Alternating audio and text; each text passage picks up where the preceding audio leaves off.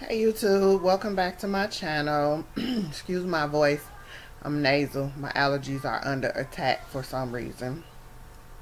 But I wanted to come in and do a very brief video about my daughters. You guys hear me talk about them all the time, and I want to do a video about them. My daughters, both of my daughters, I did not give birth to them. My oldest daughter is mine. We didn't do all of the legal stuff, but she's mine.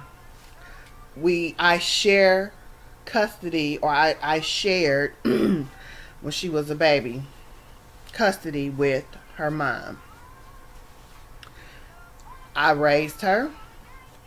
I was there for every doctor's appointment, every sickness, cheerleading, whatever she found that she wanted to do. I have paid for schooling. I have paid for clothes. I have paid for medication. I was there when she plopped out into the world. I have bought formula, diapers, you name it. I've done it. I've raised her or helped raise her. My insurance policies and all of my money or whatever goes, a portion of it goes to her. My affairs are in order so that when if something should ever happen to me, she's okay. She calls me mom. She's my daughter. My youngest daughter, the 12-year-old, she is mine also. Now with her, the adoption is legal because we have to put some safeguards in place for her in the event that something happens to me or something happens to Dee. So, why did I adopt? Or why did I go the route that I went? Well, just to give you a little background history, and this is a girls only video. When I was a kid, I started my cycle at 11. It was never ever regular. It never came every month or anything like that. It was not until I was 25 that I knew, or that it became known by my doctor in Detroit, Dr. Hen El-Jondi. I love her. I shall never forget what that woman did for me. Not just with reproducting, but just she's a wonderful doctor. If you're in Detroit and you need a doctor, her name is Dr. Hen El-Jondi, and I will find her address and information and put it in this video. You will not be sorry. But anyway, it was through her that I found out I had polycystic ovarian syndrome. Bummer. Which meant that while it was not impossible to get pregnant, it would be hard. And I had been having sex, and a great deal of it, with my then fiance, and we weren't getting pregnant. I wasn't really worried about it because by then I had Alana. Alana was born when I was 17. But I still wanted to experience, as much as I loved Alana, I wanted to experience being pregnant and all the other stuff. And, but I still loved my baby. And I was like, how can I love another baby as much as I love her? Like, where would the other baby fit in, because I was so in love with her, and so just, oh my God, the day she was born, my entire existence had new meaning. So I was conflicted because I'm like, how am I going to love another baby the way I love her? She was my everything. Well, time went on. I got in my 30s, and Alana she was up there. 10, 12, I don't know. And I decided, well, it's time. You know, the clock is ticking, and the doctors are saying, if you're going to have one, you better have. I mean, I've had gynecologists say to me, if you're going to have a baby, now it's time because time is running out. You don't have the luxury of time. And so we began to try.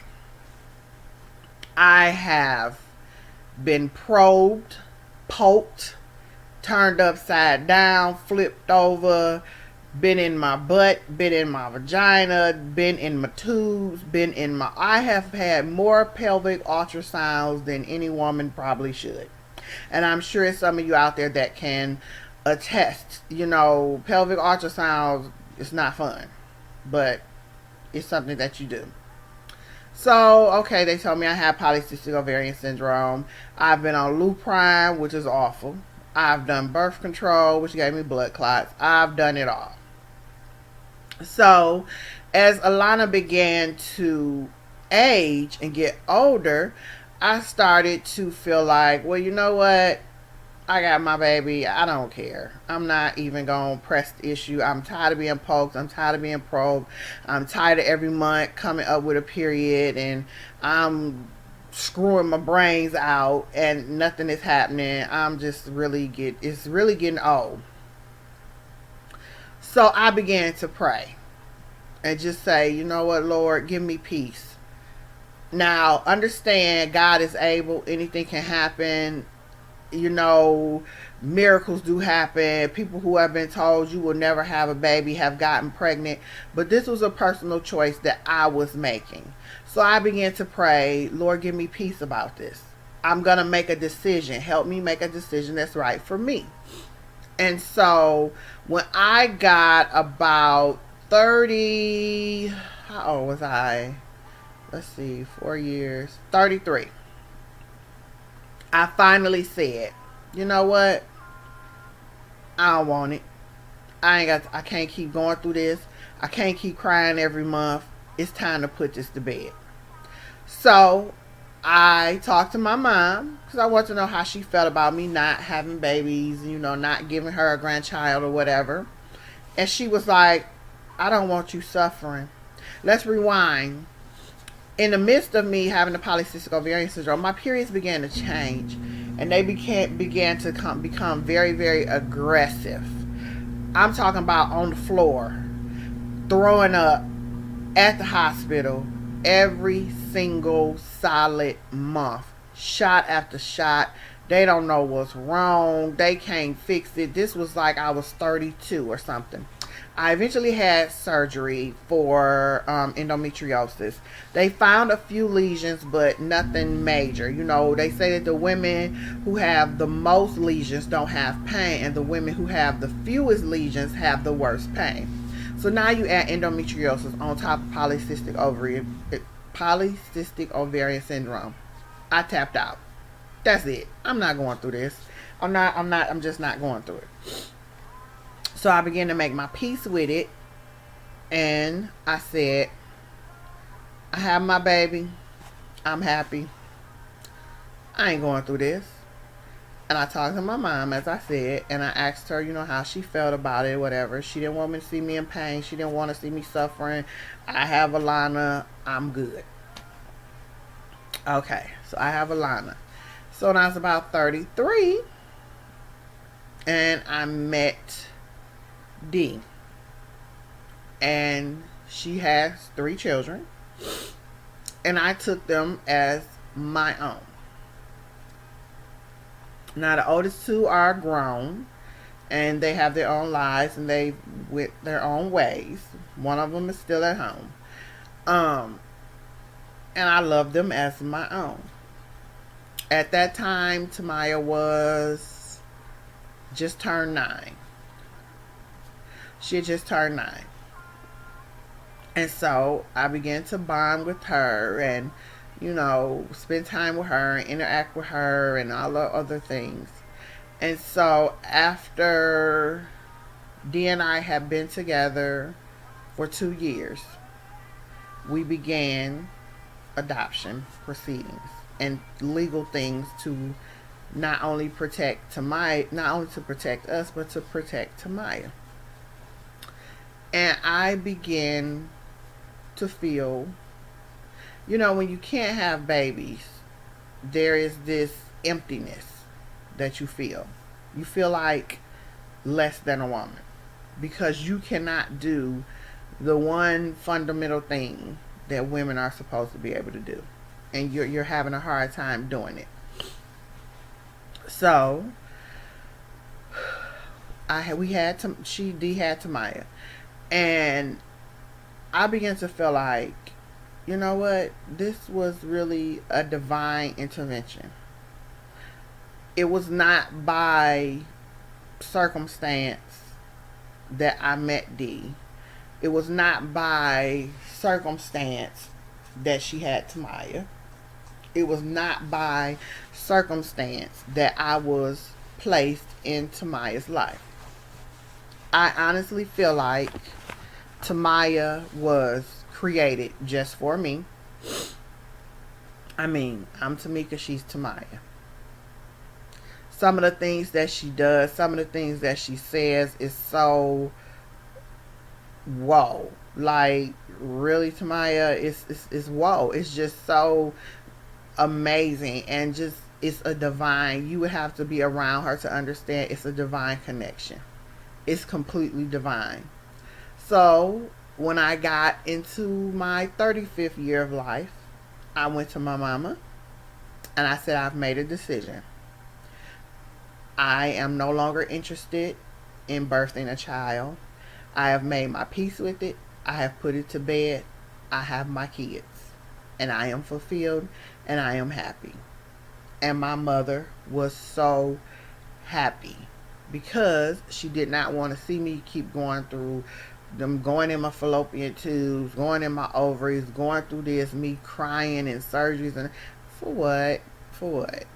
There are many ways to be a parent. And people will say, oh, you don't know, you ain't raised a kid. You's a lie. I was there when she popped out. I have taken care of her, and I'm still taking care of her. She need a job. Both of them need jobs because they killing my pockets. But so that is how my daughters came to be my daughters. I love them like I birthed them. There is no difference except for they didn't come out my poom poom. That's the only difference. We are just mother and daughter as we would be if I gave birth to them. I fuss, I cuss, I scream, I holler, I push, I spank, I do it all. Because I have invested in them. Their joy is my joy, their sadness is my sadness. I will lay down my life for my children. So, to those women out there who are struggling and trying to have a baby, and it's just a heartbreaking and long road, I empathize with you. I understand where you are. I wish you peace and success in your journey. I wish you comfort in your journey. And I hope that you get what your heart's desire is. For me, my heart's desire was and is Alana and Tamaya. And my life is fulfilled. I don't feel like I'm less of a mother because I didn't push them out. That's just biology. It's not parenting. It's biology. But that's my story on my daughters.